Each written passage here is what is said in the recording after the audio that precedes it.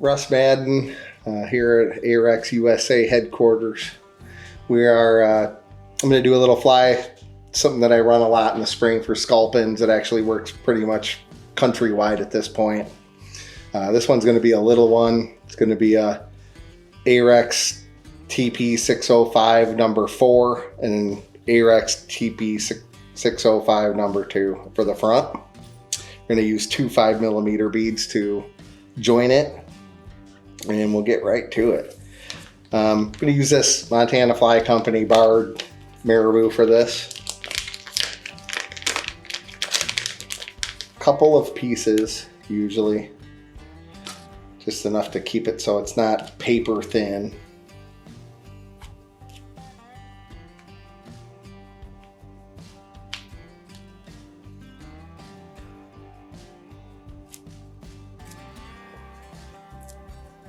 Maybe 2 on this. It's not a very long tail, actually kind of goes shorter on the tail on this.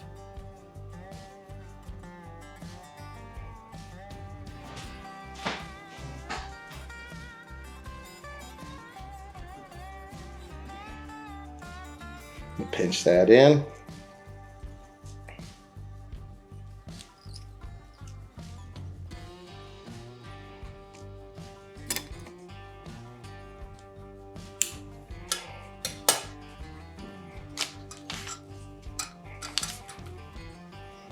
Get that in there.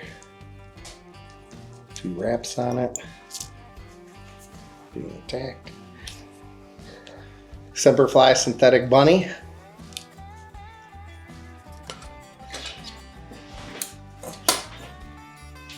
For the rear hook, I'm not going to add any weight, just going to kind of wrap it right on forward. Very, very simple design for here, but a great little sculpin. Again, kind of goes on with, we have a lot of spawning activities in the spring, and sculpins are one of them. Doesn't matter where you are in the country. Spring's a little different everywhere, but they do spawn in the spring, so it's going to be one of the first biomasses that you're going to run into on a lot of rivers.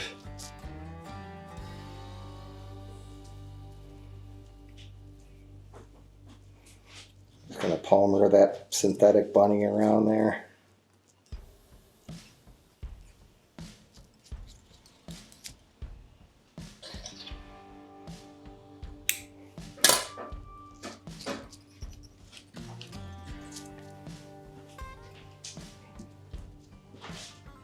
And you could add flashback there. I'm not gonna for this one. I'm gonna make it pretty natural.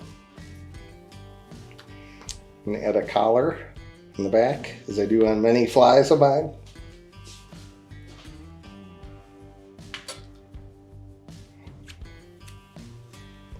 And again, you just leave a little bit of that fluff there.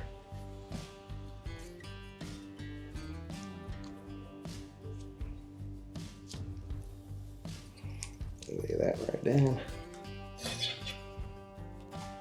Super simple, really great sculpin fly. Collar it up a little bit.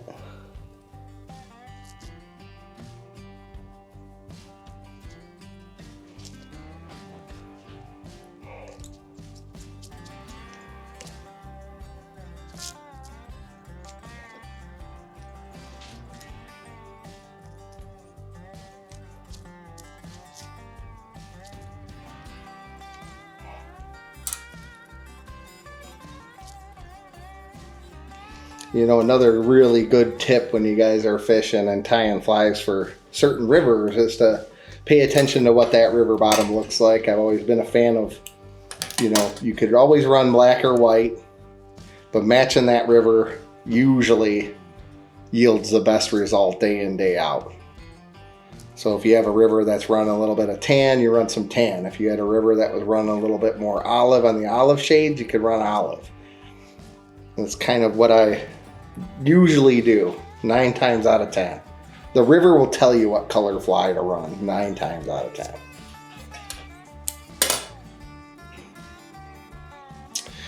25-pound mono for here. This is a basic trout fly. We're not running toothy fish or anything like that. It's a 2-4, so I'm going to put a 5mm beads in here. I'm just running a couple of 5mm root beer colored beads, but you can put whatever color you want on there.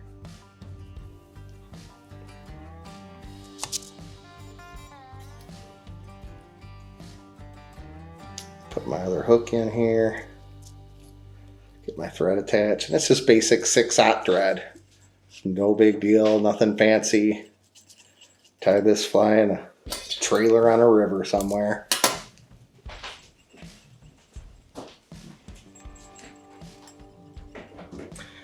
And at this point, you can decide what you want on this hook. You can put lead eyes on there. You can put brass eyes on there. You can put a cone on there if you want. You can really do whatever you want. I'm going to do lead wrap on this fly. I'm going to use a few wraps of 020 on here. It's not a very big fly. I'm also going to use my line to help me out. So I'll probably be running a type 3 or a type 6 Titan tip a lot of times in my area. But you can go a little, you can actually run any line you want with this. This is a little bit more of an aggressive fly.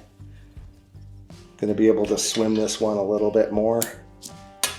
You see, I just folded over that 25-pound mono and make sure that I wrapped it down there.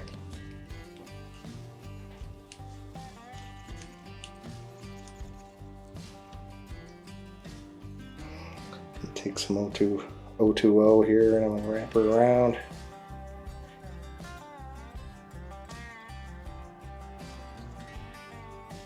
About 8 wraps of it.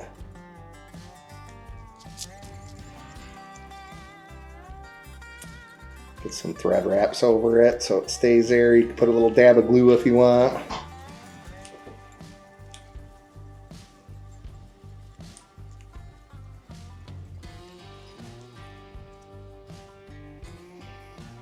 I'm going to use that Semper fly again. I'm going to go about halfway up this hook so I'm kind of covering up my lead.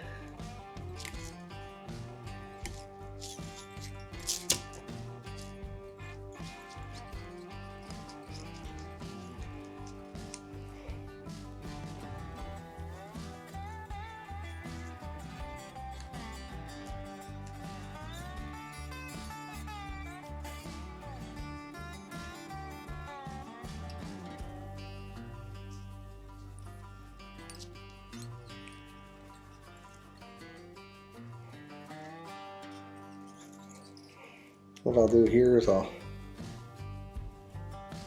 put a few rubber legs in.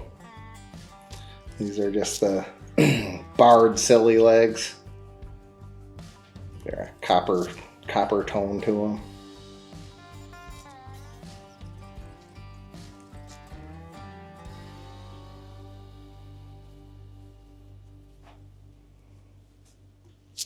I'm going to stop about 1/3 of the way through that hook.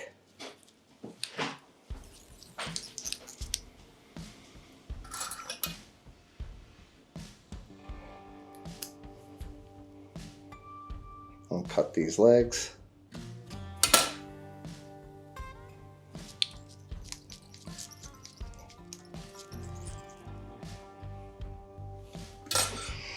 Now, up to you, up to the angler or fly tire. If you want to put some cheeks on it, I'm going to put some cheeks on it. I guess I'll use some dark brown. Just throw a little bit of contrast on there. And again, it's just a whiting hen.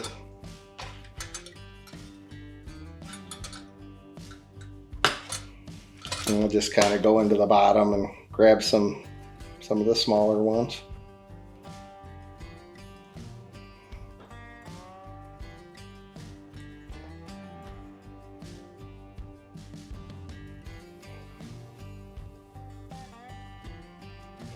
And I'll tie them kind of both in at the same time. So I don't have to kind of fight with them too much.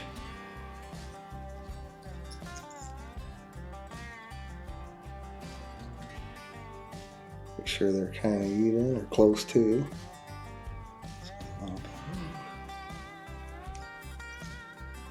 We'll get those wedged in there. Make sure I get a few extra wraps on there. And you know, this is more for looks than anything, because after 1 or 2 fish, it's pretty much gone with the wind. But they do add a little bit of contrast, which I really like on the flies. I like to break up the color.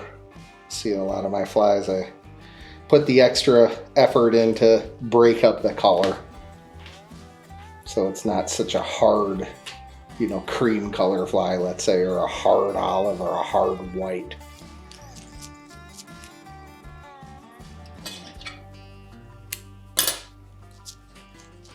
A lot of times these, you know, matching that bottom is key, so a little bit of modeling goes a long way on some of these flies.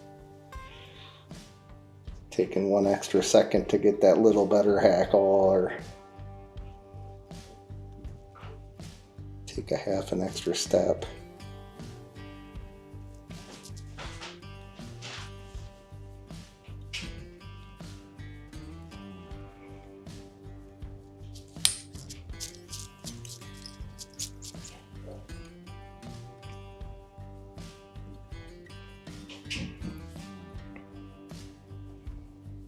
Straighten them up a little bit.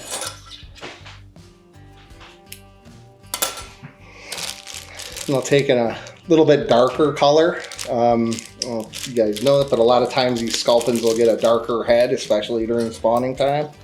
So this actually is pretty cool. I think this color is called fox squirrel.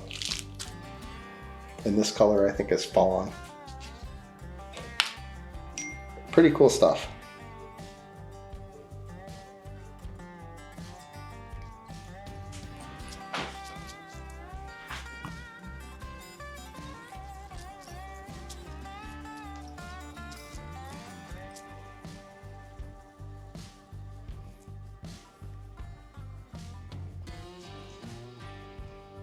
Very small amount of lead on this fly, but it does get down a little bit.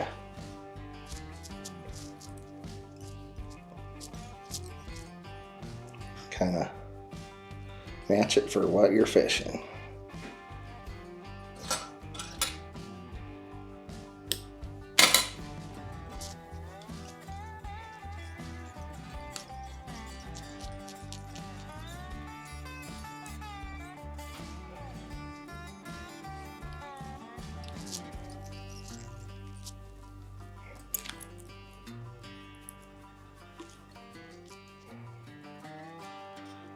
Throw a couple whips in there. And you're done. Pretty simple, decent looking sculpin. Good size for every fish to eat for the most part. Energizer.